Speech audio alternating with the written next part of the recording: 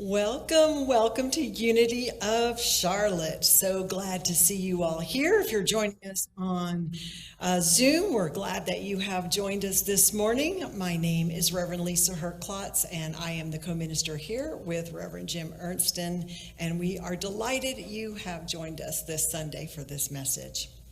And this is going to be a special Sunday, which we'll talk about in a moment. I first want to put out a very grateful thank you to Pat Dre, to our tech team, and to our guest speaker, Reverend Dan Beckett, who was here last week.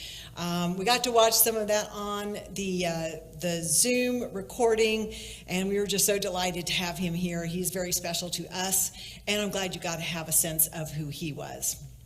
So thank you so much, tech team and Reverend Pat, for getting us through that Sunday service. While Reverend Jim and I were up in New York attending a family memorial, it was a beautiful time to reconnect with family, and we're happy to be home. So I'd like to have you join with me to read our mission statement together. Unity of Charlotte is the place where we nurture a deep and mature experience of God through the practice of unity principles. Simply put, we are here to love, grow, and serve. Do we have anyone here for the first time? I do not see anyone. All right. Just a reminder that if anyone's looking for information about what's going on here at Unity of Charlotte, we have our website where you can check us out. We have a newsletter you can sign up for. Be sure to browse our Facebook page, and you can watch past services on YouTube. Also, be sure to check the bulletin board for the latest updates on events and also the move that we'll be talking about shortly. That is just outside the door. Let's see. Next, okay, relocation.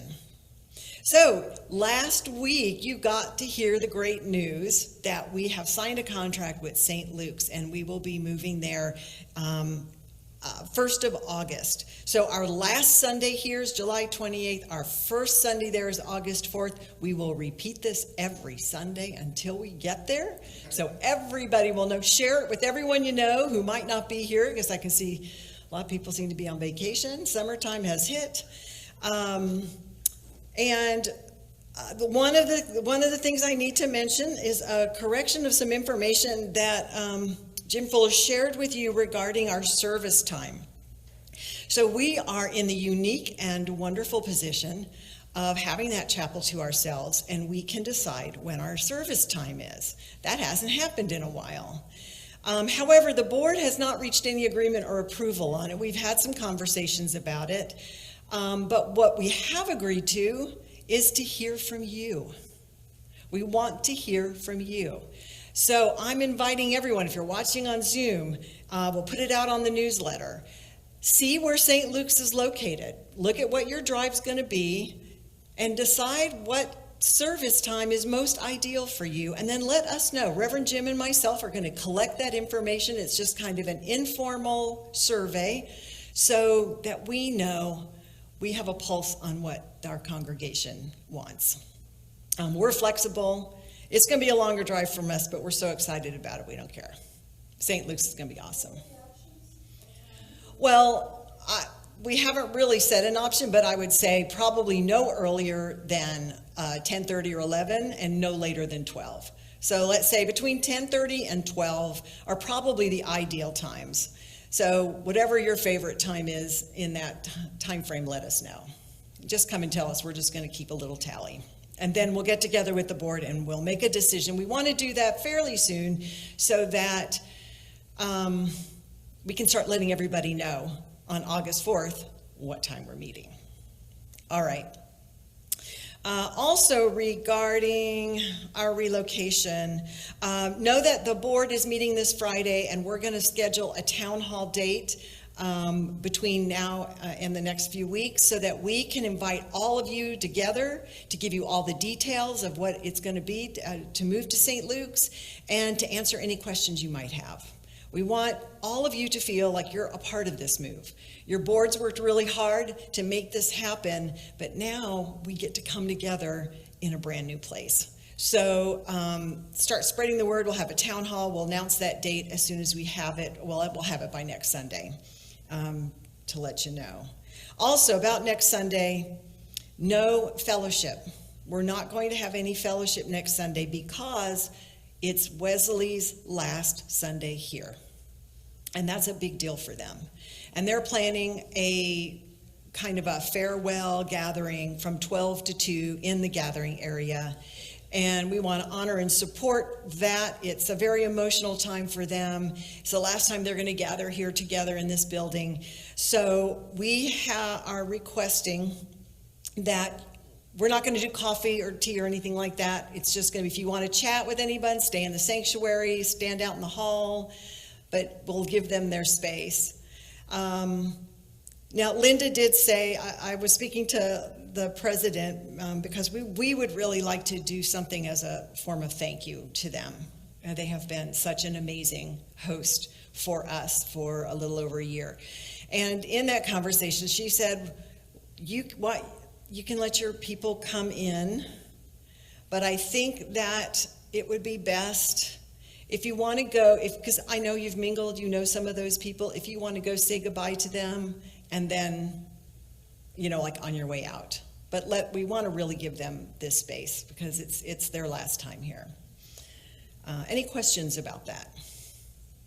Okay, we'll mention it again on Sunday.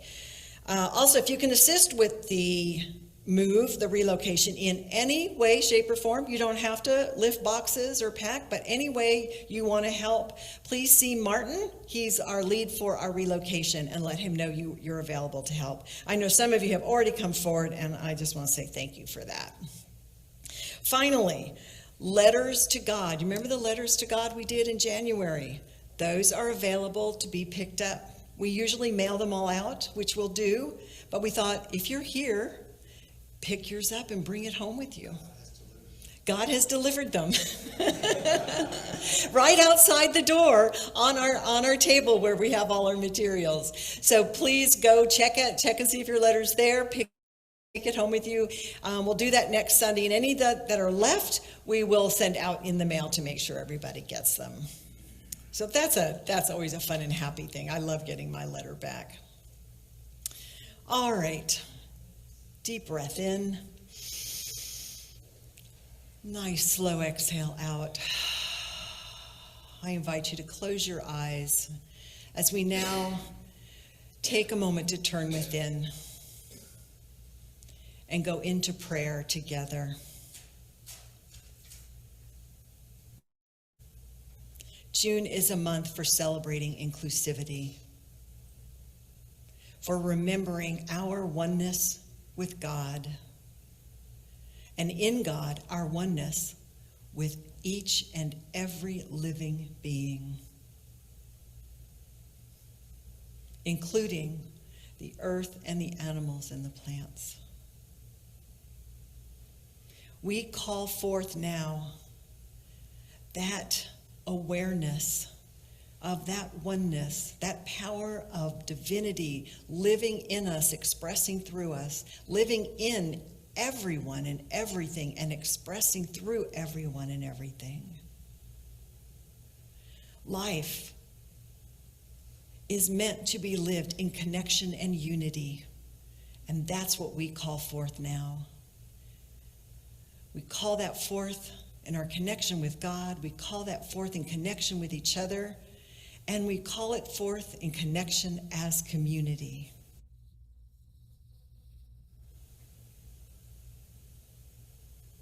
And even beyond that, we call it forth throughout this globe.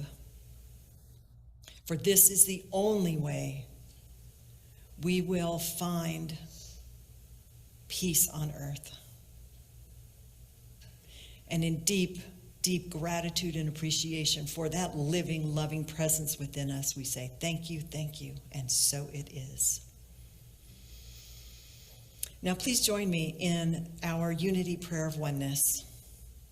There is one presence and one power in my life and universe, God the good, omnipotence. Now, we'd like to open up this sacred space for you to speak a name aloud, and then we will follow it with silent prayer. If you or a loved one has a need of prayer, please reach out to us. We're here for you. But let's take this moment now to speak any name or situation aloud.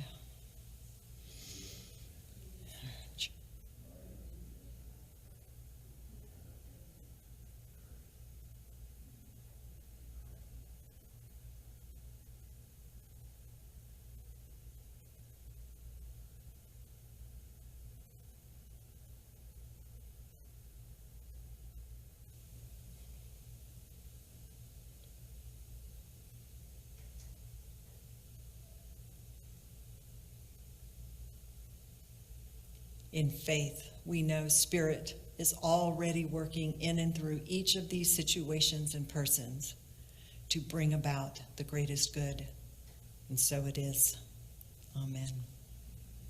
Know that we have a prayer team that will join you in prayer confidentially. You can find the links on our website, in our newsletter. We have a prayer box. See, I still look for it over here. It's so funny.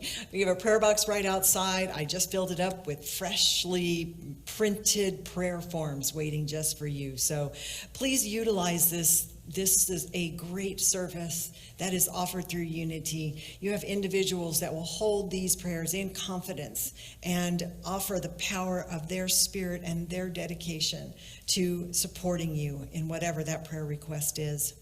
Also know their Silent Unity is available via an app or the phone, 816-969-2000 or 1-800-YOU-PRAY. Now pray. 1-800-NOW-PRAY. All right. One of these days I'm going to get that. But that's why I have my support here. See, it takes a village. All right. I'd like to invite up Martin and Maria to read our daily word, please. Good morning. The daily word is generous.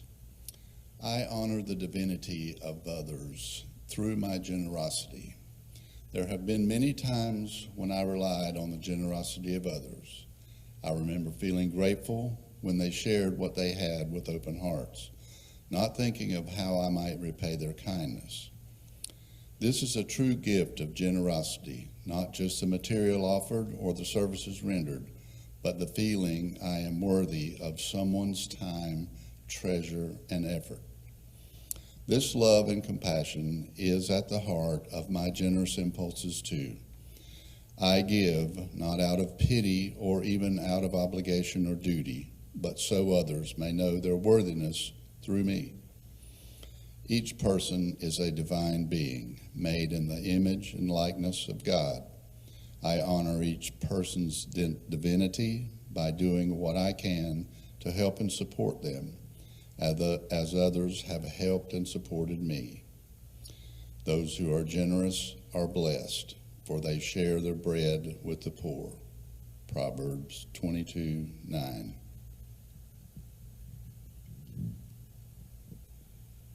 La palabra de hoy es generosidad. Honro la divinidad de los demás siendo generoso. En ciertos momentos de mi vida he experimentado la generosidad de los demás. Recuerdo sentir gratitud cuando compartía lo que tenía con un corazón abierto, sin preocuparse por cómo podría corresponderles. El verdadero regalo de la generosidad no solo se trata de dar bienes materiales, sino del sentimiento de merecer el tiempo, los recursos y el esfuerzo de alguien más. El amor y la compasión se inspiran a su vez a ser generoso. No doy por lástima ni por obligación, sino para que otros reconozcan su propio valor. Cada individuo es un ser divino creado a imagen y semejanza de Dios. Honro la divinidad de cada persona al esforzarme por ayudar y apoyar, tal como han hecho conmigo. Bendito sea quien vea a otro con bondad y comparte su pan con el necesitado. Libro de Proverbios 22:9. Gracias. Unity is the power of unity. It's what we're going to be talking about today. And Careful. this slide might take you back a little with all the bright colors. I saw it and I said, okay, I like it, but it does remind me of the 70s a little bit. The power of unity. Reverend Jim and I were sitting on the couch. Jim was kind of reviewing his news, and he told me about a report that he got in one of his newsletters by an organization called Safe Home. And they were ranking all the states on how safe it is for the LGBTQ community to feel. How safe do they feel in their state? The rankings were based on personal interviews. They were also based on the number of laws in that state, pro and anti-gay laws, and the number of hate crimes reported in the FBI database. So it was a pretty significant report. Where do you think North Carolina landed? It was pretty low, in the bottom quarter. In the bottom quarter. So that's kind of an awakening. Like, that's an awareness of when we want to talk about being inclusive, it's good to understand the world we're living in, because this is the world that needs the light that we're shining. And what immediately came to my mind is a quote from A Course in Miracles, which many of you are familiar with. I think Reverend Jim even referenced it in his last talk.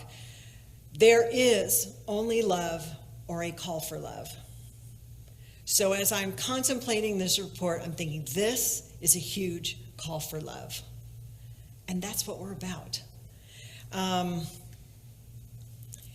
We're in the middle of Pride Month, as you know, and often I will get asked the question, why are we paying attention to this? Like we're Unity, we're here for spiritual teachings. Why are we paying attention for this? And I think, well, thank you for asking that question. Because it's reports like this that bring to my awareness this call for love. And even more importantly, it makes me want to go deeper in my understanding of what we mean when we say unity. What do we mean when we say unity? Is that just the name of our organization and the movement?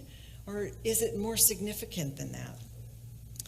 So I was reminded of, you might remember of last year we did, for the Unity World Day of Prayer, we held a multi-faith prayer service in the sanctuary. And a couple of weeks later, a comment was made to me that they had a little bit of a discomfort with that. And they said, well, it was supposed to be a Unity World Day of Prayer. And of course, my first thought was, well, isn't that what unity is? But then I thought about it more. Because curiosity is the way we grow and learn. And so I thought about it some more, and it really helped, because I came to an awareness that we don't all think of unity as the same thing. We don't all give it the same meaning. We all have our different perspectives, and that's okay. It's have a different perspective. If we think the right perspective, then we start to have some trouble, because then we're not in unity. But unity is not about having the same perspective about everything. So I really learned from that experience, and it broadened my own awareness that, wait a minute, not everybody thinks the way I do. Well, I don't know why. Because of course it's right. Anyway, so we're going to take a deeper dive into what it means. What does unity mean to me? What does it mean to you? And I invite you to really reflect on that in your own personal life, in your own personal experience. We're first going to look at this based on our own spiritual principles, right? And what does the power of unity mean? We're going to look at it first as it's expressed in its highest spiritual sense. Then we're going to look at it as we express it individually in our lives. And finally, we're going to look at how we express unity in our community. And with that, I'm going to turn it over to Reverend Jim. It's my turn. Thank you. So, absolutely, when we talk about the power of unity, and you're going to see the power of unity, this one is the power of unity as union with God. we aren't talking about the definition of the movement itself. So when we say unity, it's not just the church. It's not just the organization. This is the power of unity as union with God. This is the broadest definition that we're looking at here. Charles Fillmore, within the Revealing Word, says this: universal, first of all, forgive me, I've replaced a couple of words here. So when Charles says man, I've replaced it with humankind. Come see me afterwards if you have a problem with that. Universal oneness of God, humankind, and all creation. Sit with that for a second. Unity. The power of unity is universal oneness of God, humankind, and all creation. All of that together. That's what he's saying. The only real unity is in spirit, is the secondary point that he's making here. What we think of as unity, or how we deal with it in our human selves, our personalities, is way down the list, is way secondary, tertiary, wherever it's at. Spiritual is what we're looking at in terms of unity. It is found nowhere else, because personality always strives for its own success and aims for the good of the individual person instead of the good of all humankind. He's recognizing our humanness even with this definition of union with God. He's saying, be careful, because our human nature, when it sneaks through, sometimes aims for its own individual good. Just a little bit of a warning is what he's saying here. And that's Charles Fillmore. Number one, the only real unity is in spirit. Again, Charles Fillmore. I really am focused on Charles Fillmore this week in a lot of my stuff here. Charles Fillmore, obviously, maybe not so obviously, is our, along with his wife, Myrtle Fillmore, is, and I forget the word. Co-founder. Is co-founder, are co-founders of the Unity Movement. So Charles and Myrtle, you should hear that name quite often. This is in his book that he wrote, Keep a True Lent. And he says, the destiny of the earth. So this is, again, unity with God. This is our spirituality. The destiny of the earth and its people is in the minds and hands of those who seek to know God as spirit. So when we are spiritual and getting to know God even deeper, and that's part of what we say in terms of our mission statement. Right. As well, is it shows up in this earth as well. This is the destiny of this earth. As we successfully step from our individual wants that we saw in that previous quote, from those individual wants and desires and thoughts of what should be or how I would like it or whatever else that individual wants. We move instead to the destiny of the earth in that spirituality as well. When we touch that with God instead of our personality. This will reflect in the outpicturing of the world is what Charles is saying. This will reflect in the destiny of the people in this world, is what Charles is saying. But what is our responsibility is my question. As I sat with that, as I'm reviewing what Charles said, it's like, well, this is all great, but what is my piece of this? What is my responsibility in terms of the destiny of the earth, right? More than just my life, what is my responsibility here? And we know that this is the great big picture. This is the union with God. You can't get any bigger than that, right? The union with God. But what is my responsibility in that? It's knowing deep down my union with God, knowing that that is my go-to place. That is my responsibility. It's affirming our oneness with all of creation. Maybe that's our prayer, affirming our oneness with creation. And believing that our reality is spiritual, that we are spiritual beings having this human experience. That is our responsibility. Realizing that our destiny is there with richness, harmony, and power. That's our responsibility. That's where we're at. And I hand this over to Reverend Lisa. So we've just looked at, first and foremost, we turn to God. First and foremost, we connect with God. Always. Jesus always said, seek ye first the kingdom. In all things, we seek that union, that sense of unity from God within. That's always our starting place. But once we have discovered that unity, it will then be expressed in our personal lives. It can be expressed in our bodies. It can be expressed in our relationships. So as I'm thinking about this, I'm looking at, just take the body itself as the miraculous organism that it is.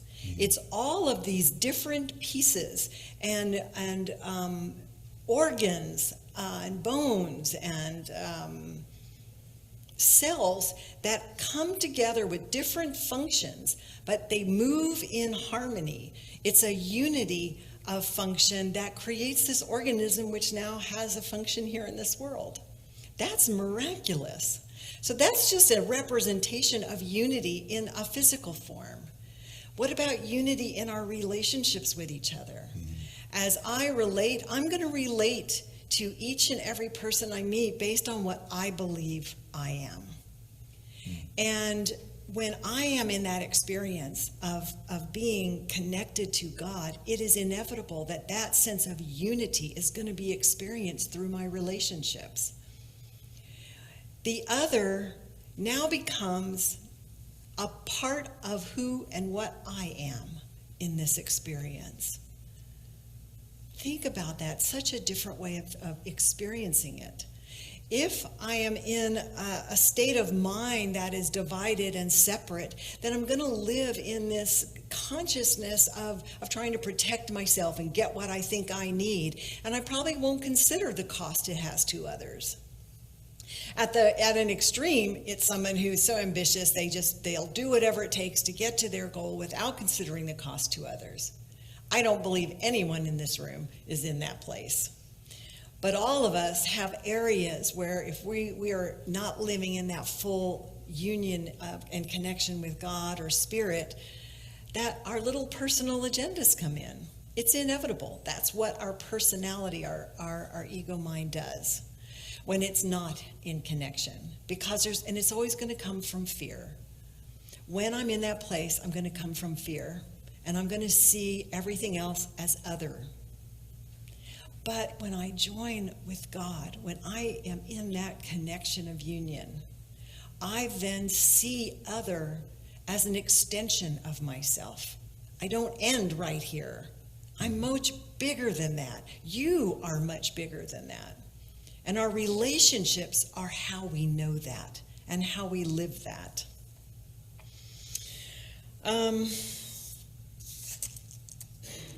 So it takes a moment, right? It takes practice to be willing to release those little personal agendas to join a greater agenda, a greater goal, and a greater purpose.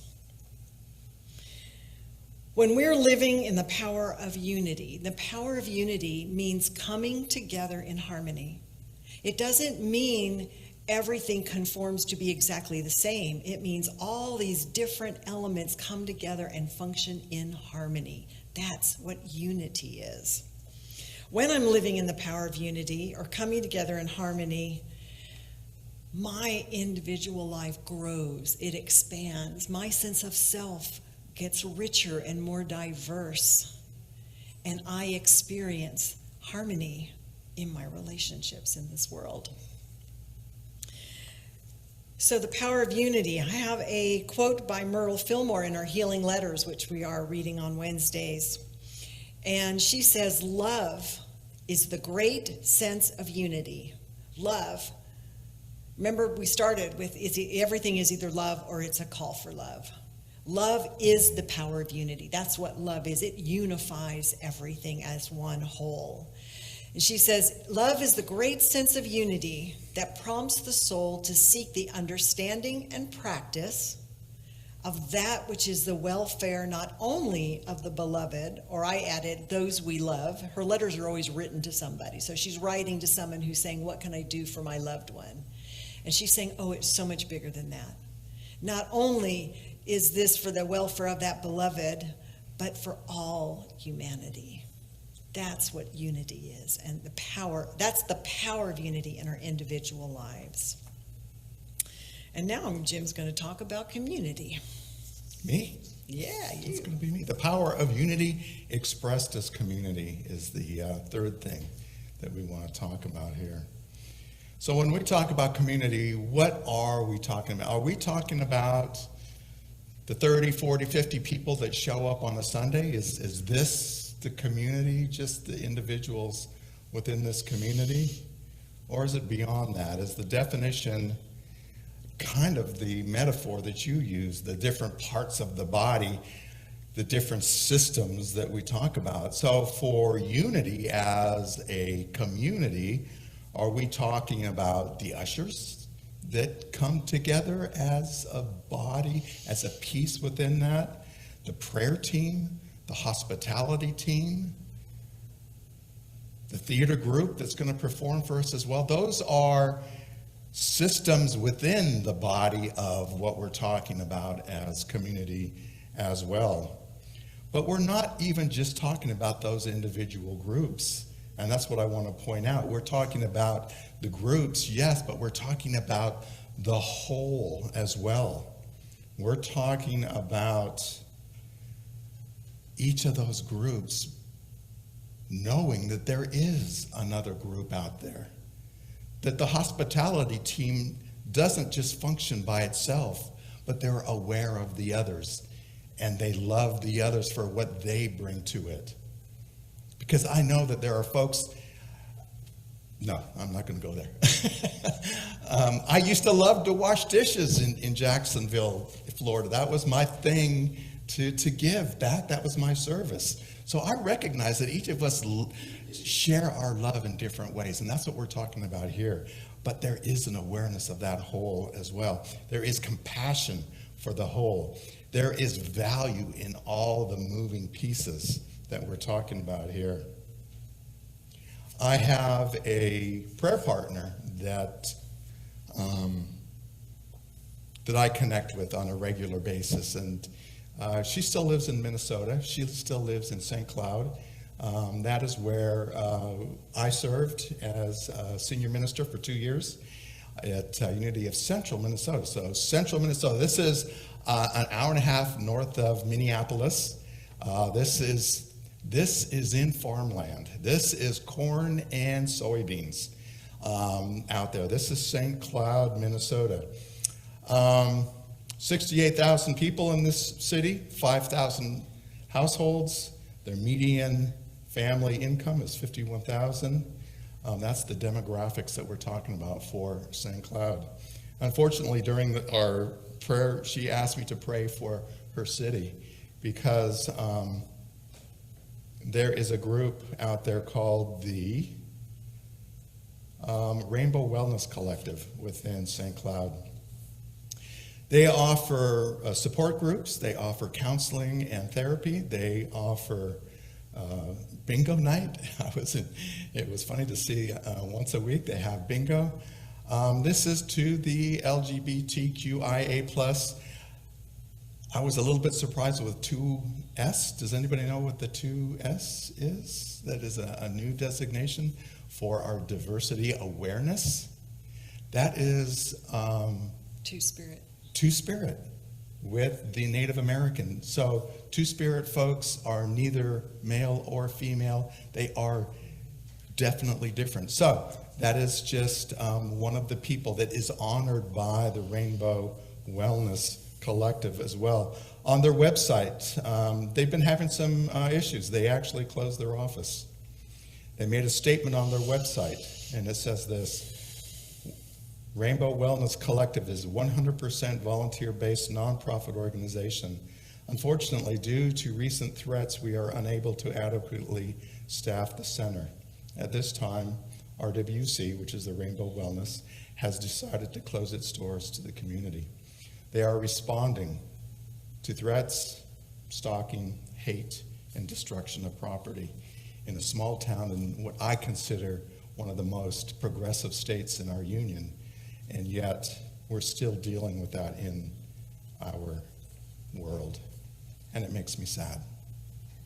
It makes. In the gospel, in the book of James, we talk about a warning, a little bit of a warning. This is kind of the gospel saying, hey, be careful with this as we talk about our unity in community as well. For where you have envy and self-ambition, there you will find disorder and every evil practice. So when you bring that envy into your community at large, within whatever, there is that possibility there that you just simply have to be aware of, where there is jealousy and selfishness, disorder, division. There can never truly be unity within the community. This is simply a warning to the first century church that was being created 2,000 years ago. You have Yeah, it was a letter to the church that was struggling. Yeah. And just to note, because the word evil can have a lot of good point. energy to it, evil in unity is simply a false idea, a false belief. That's all evil is to us. False ideas that are not aligned with our divine truth. And that's what we're talking about. When we're in alignment, we are expressing truth. When we're out of alignment, then we're expressing from fear. So this scripture is pointing us back toward compassion, back toward love of our community, back to valuing of those groups that we talk about. These individual groups, this larger group itself as well. Compassion, absolute compassion. All right. So I'm going to wrap this up. We are a practical Christianity. We're if anything, we're a practical metaphysical Christianity, I would even go as far to say. And I want to give you 3 steps or 3 suggestions of how we can start practicing unity in our lives and in our community. The first step, what would be the first step, do you think? Whoops. That's okay. I You gave gave it. away the answer. First and foremost, we turn to God, Spirit, Divine Mind, whatever words you use to express that creative source of life.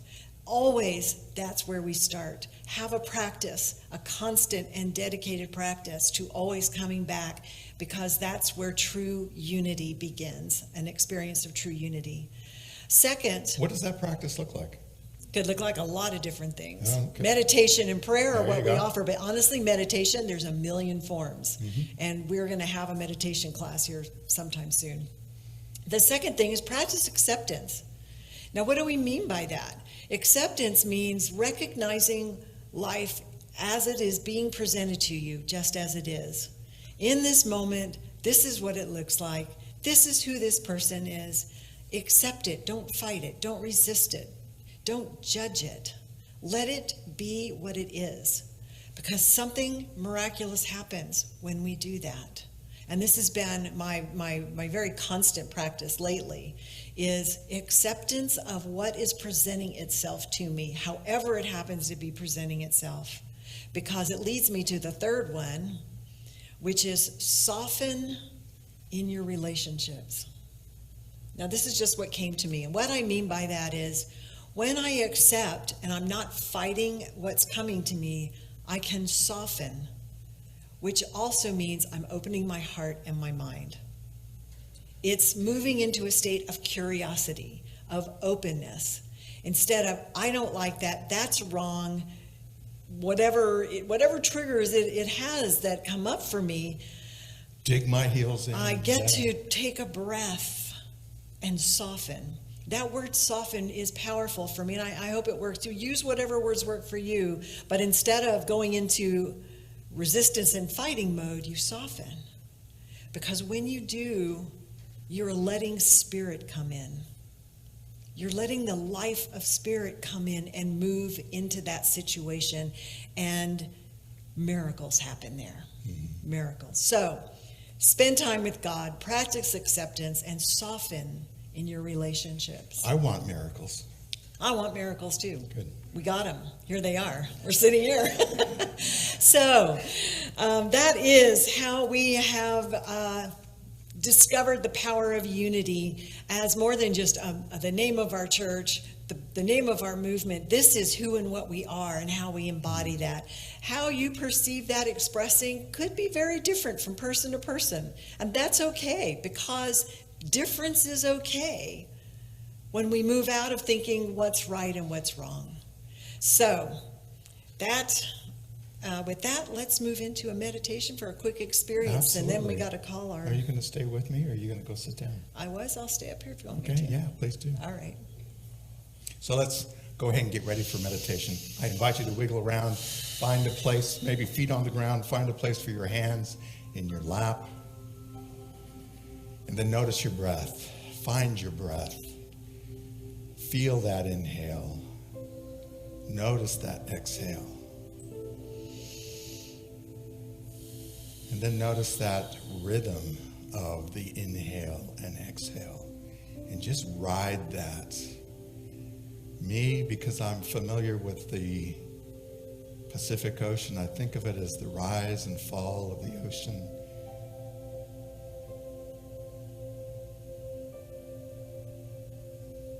And we let go of those busy thoughts of our mind.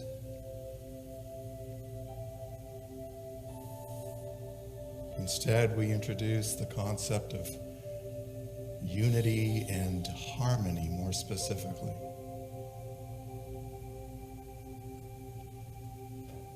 That idea of acceptance of what is, moving us towards that harmony. We let go of struggle. We let go of control. We let God. We open our heart and receive that harmony within our lives.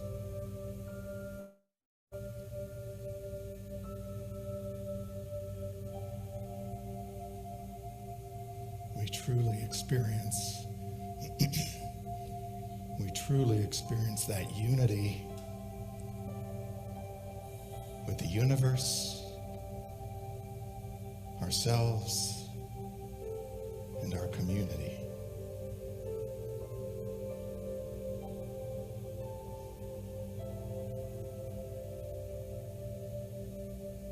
And we spend a moment in silence with that idea of the power of unity.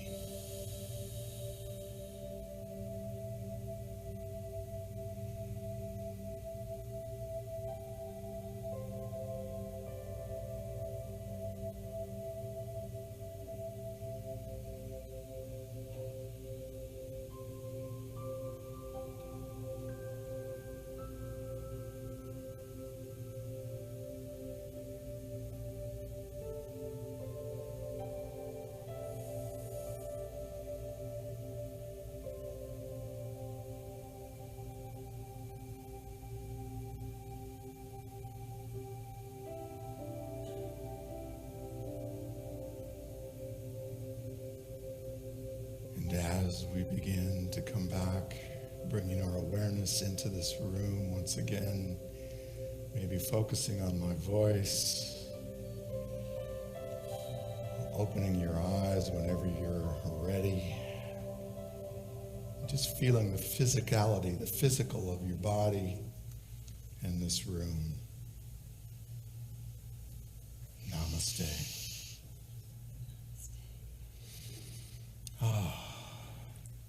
It is my pleasure to announce the Unity of Charlotte players today. I want to make sure everyone knows that this presentation was not only directed by Dr. Adrian, she wrote this. This is very special for us, the Unity of Charlotte players, everyone.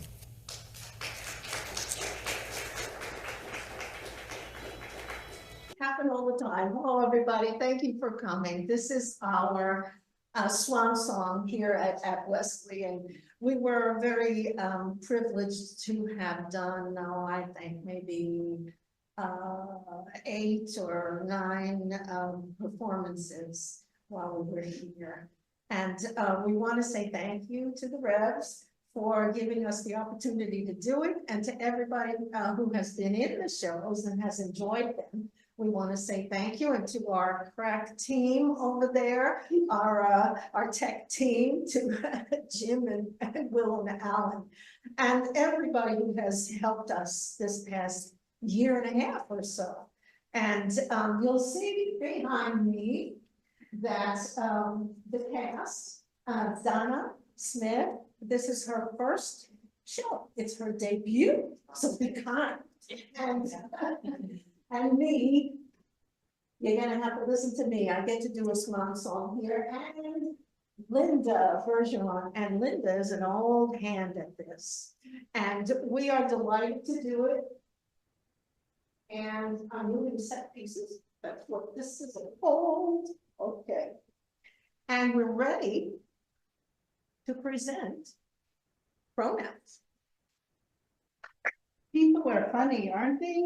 Nowadays, I don't understand how some folks seem to refer to themselves as a pronoun.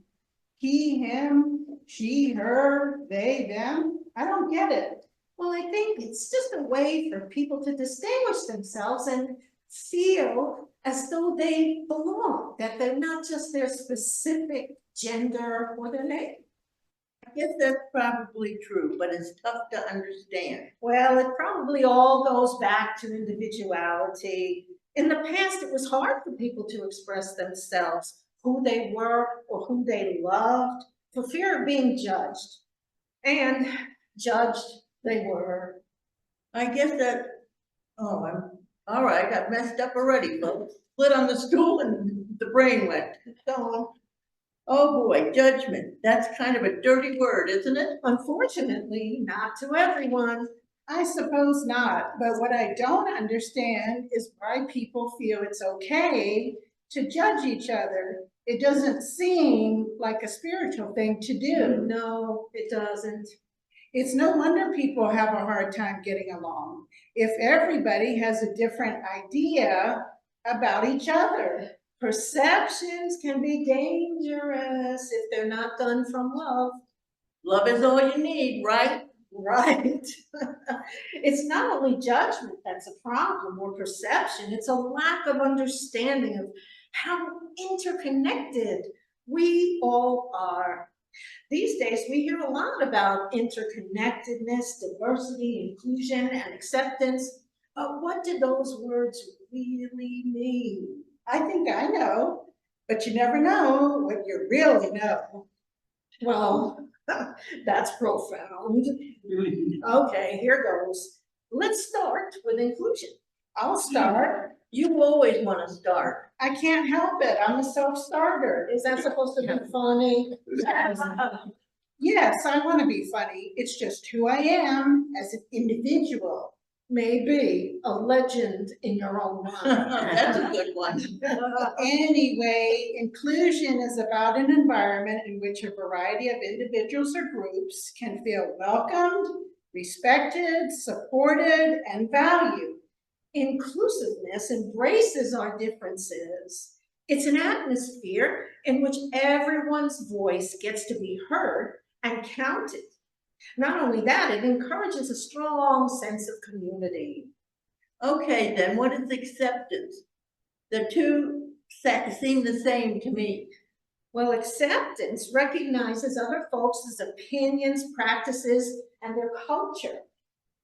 It is about respecting different ways of being and living without necessarily agreeing with them. It's kind of a live and let live idea. Well, what is diversity? There is a great range of differences among people in our world. Each person is unique and has something valuable to offer to all of us. Diversity means that all people are involved and included without discrimination. It's an experience of the divine in all of God's expressions in our world. These differences can be in race, in ethnicity, gender, sexual orientation, socioeconomic status, age, physical abilities, religious beliefs, political beliefs, and other ideologies. That's a mouthful. But she has a big mouth. To quote you, it's just who I am as an individual. Enough, you two. Let's tell me about connectedness. Interconnectedness means that all people, things, and energies are interrelated. Our lives are a complex network of relationships with other people and the environment. It's a recognition that everyone and everything Is a part of a larger whole, and that we are all affected by the actions of others. So, how does spirituality fit into this? Well, that's the best part. Spirituality involves the belief in a higher power, and that it is a personal journey to find meaning and purpose in life. That journey embraces a feeling of strong connection to something bigger than oneself, such as God, the universe, all there is. So, we are the world, right? Right. So, get too so when we look at interconnectedness, diversity, inclusion, and acceptance from a spiritual point of view, we can understand how important they are in fostering a loving society. A society in which every individual can contribute their unique perspectives and talents to the world. A society that appreciates that we are all created from one divine source, and that source loves, respects, and values all of life. A spiritual society with a consciousness of belonging, where people feel secure, acknowledged, and empowered. You mean one for all and all for one, in mind, body, and spirit. Yes, spiritual inclusion, diversity, acceptance, and interconnectedness help us all to achieve our greatest potential and grow in spirit. And spiritual individuals turn away from self-centered actions and toward a greater respect for unity among all things, nature, and energies. Okay, now I understand the pronoun thing. It's the I am you, you are me, and we are all together. Amen. Can we hear an amen? And so it is.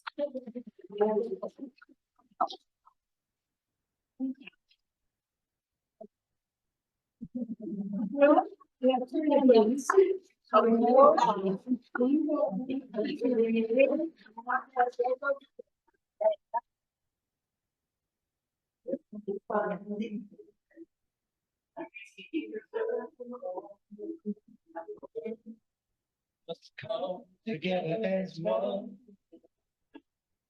There are people dying. Oh, when it's time. That was the time of service.